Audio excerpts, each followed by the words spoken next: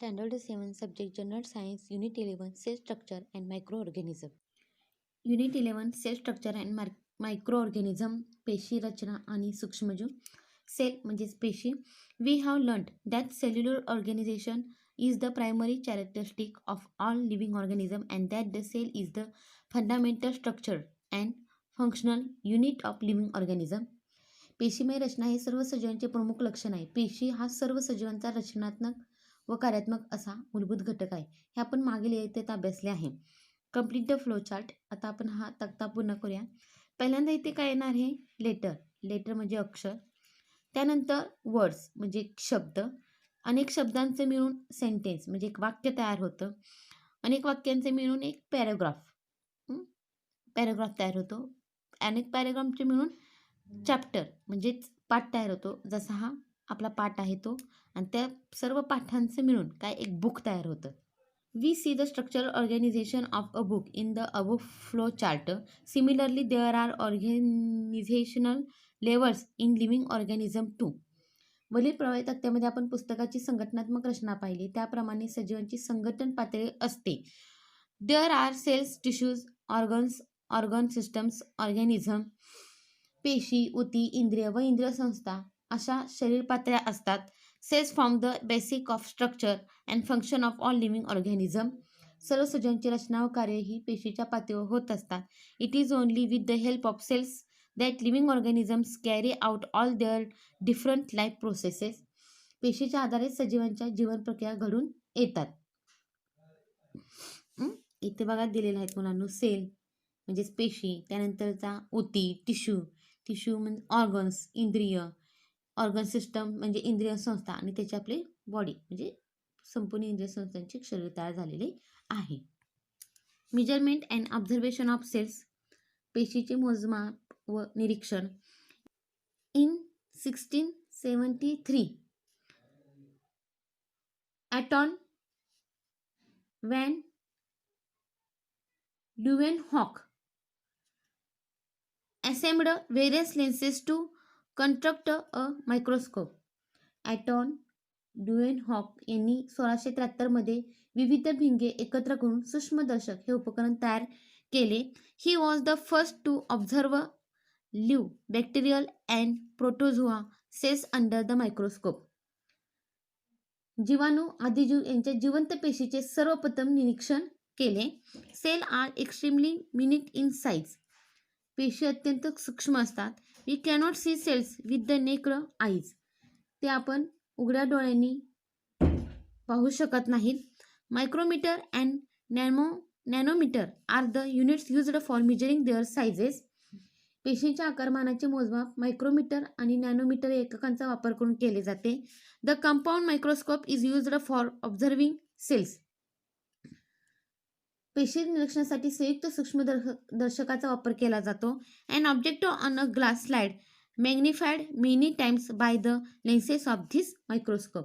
ज्यामध्ये भिंगामुळे काचपट्टीवरील वस्तू कित्येक पटीने मोठी दिसते. इथं मुलांना दिलेलं आहे बघा संयुक्त सूक्ष्मदर्शक. मी हा पूर्ण पॅरेग्राफ वाचते आधी.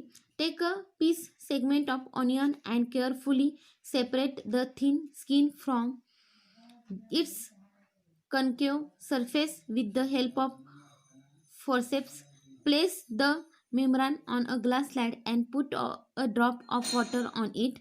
Take care that the membrane does not get folded while placing on the slide. Put a drop of a dilute solution of iodine or eosin over it and observe under the 10 into objective of the compound microscope. Don't forget to put a cover slip over the onion skin on the slide before placing it under the microscope. कांद्याची एक फोड घेऊन त्याच्या खोलगट भागात असणारा पातळ पापुदा चिमट्याने अलगद वेगळा करा व तो काचपट्टीवर घ्या. त्यावर पाण्याचा थेंब टाका. हे करताना पापुद्रास घडी पडणार नाही त्याची काळजी घ्या मुलांनो. यावर आयोडीनच्या इओसिनच्या विरल द्रावणाचे एक थेंब टाका व संयुक्त सूक्ष्मदर्शकाच्या 3 इंटू भिंगाखाली निरीक्षण करा. तत्पूर्वी पापुद्रावर आच्छादन काच ठेवायला विसरू नका. बघा आता In the same way, observe the cells from various parts of plants like leaves, bark, root, leaf, tips, etc. Do you remember that last year you have observed the amoeba and paramecium that are found in water?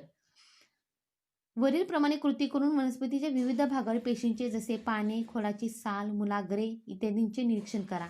मागील येथे तुम्ही पाण्यातील amoeba, paramecium याचे असे निरीक्षण केले आहे. आपण मागील घटकामध्ये अभ्यासलेलो आहोत. सेल साईज म्हणजे पेशींचा आकार. There is great variation in the shapes of cells. Their shapes are mainly related to their function. Observe the cells of different shapes shown below. सजीवांच्या पेशींच्या आकारात विविधता असते. त्यांचा आकार हा प्रामुख्याने कार्याशी निगडीत असतो. यात आढळणाऱ्या पेशींचे विविध आकार खाली दर्शवले आहेत, त्याचे निरीक्षण करा. बघा इथे दिले amoeba, spirogyra, fat cell, red blood cells, surface cells म्हणजेच पृष्ठभागावरील पेशी, मसल सेल्स स्नायू पेशी, बोन सेल अस्थिपेशी, नर्व सेल म्हणजे चेतापेशी, पुढे स्पर्म म्हणजे शुक्रपेशी, अँड एग सेल म्हणजेच अंडापेशी आणि फॅट सेल म्हणजेच मेदपेशी. Cells are of many different shapes. For example circular, rod shaped, columnar, spiral, oval, rectangular etc. गोलाकार, दंडाकार, स्तंभाकार, सर्पिलाकार, अंडाकृती, आयताकार अशा विविध आकारांच्या पेशी आढळून येतात. Each cell contains various components for carrying out the life process of the living organism. सजीवांच्या जीवनक्रिया घडून येण्यासाठी पेशीमध्ये विविध घटक अस्तित्वात असतात. These components are called organelles. या घटकांनाच पेशी अंगके असे म्हणतात. These organelles are studied in detail with the help of the electron microscope, which can magnify images up to 2 into 10 raised of 9 to billion times their actual size. या अंगकाचा सविस्तर अभ्यास करण्यासाठी electron सूक्ष्मदर्शक वापरतात, कारण याच्या सहाय्याने अतिसूक्ष्म घटकाच्या प्रतिमेचे वर्धन होऊन त्याची 2 अब्ज पटपर्यंत म्हणजे 2 × 10⁹ मोठी प्रतिमा अभ्यासता येते. There are 2 main type of cells. प्रामुख्याने या पेशीचे 2 प्रकार पडतात. Animal cells and plant cell. एक वनस्पती पेशी आणि दुसरी प्राणी पेशी. This cells consist of various type of membrane bound cell organelles. या पेशीपटलाच्या सहाय्याने बनलेल्या विविध अंगकाच्या अंतर्भावाने तयार झालेल्या असतात. Plant cell have a definite shape due to the presence of the cell all around them. वनस्पती पेशींच्या भोवती स्वतंत्र पेशी भित्तिका असते. त्यामुळे besides unlike animal cells, plant cell contain single large vacuole. त्यामुळे त्यांना विशिष्ट आकार प्राप्त होतो. All these cells are known as eukaryotic cells. त्याचप्रमाणे वनस्पती पेशीमध्ये मोठ्या आकाराच्या रिक्तिका असतात. या सर्व दृश्य केंद्रकी पेशी आहेत.